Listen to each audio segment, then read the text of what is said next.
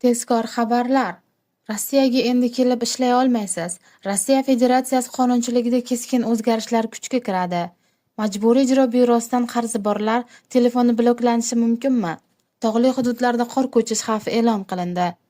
Endi esa shu axborotlar bilan batafsil. Bu yildan boshlab Rossiya Federatsiyasi qonunchiligida keskin o'zgarishlar kuchga kiradi.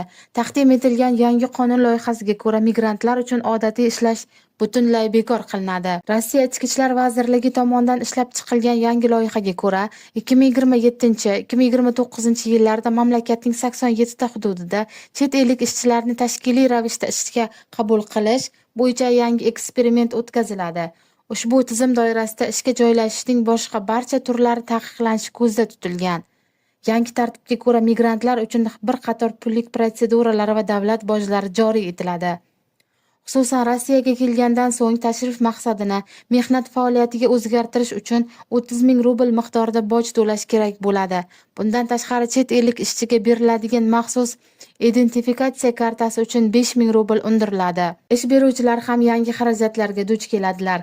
Tashkilotlarni reyestrga kiritish 15 ming rubl, jismoniy shaxslar uchun esa 1000 rubl etib belgilanmoqda. Shuningdek, agar migrant xususiy shaxs qo'lida ishlab, ish joyini o'zgartirmoqchi bo'lsa, yana 10 ming rubl to'lashiga to'g'ri keladi. MEBdan qarzi borlar telefoni bloklanishi mumkinligi haqidagi xabarlar rad etildi. Byuro bayonotida aytilishicha, qarzdorlikning mavjudligi yoki uni undirish bilan bog'liq barcha muammolar mobil telefonlar yoki boshqa qurilmalarning ishlash jarayoniga hech qanday ta'sir ko'rsatmaydi.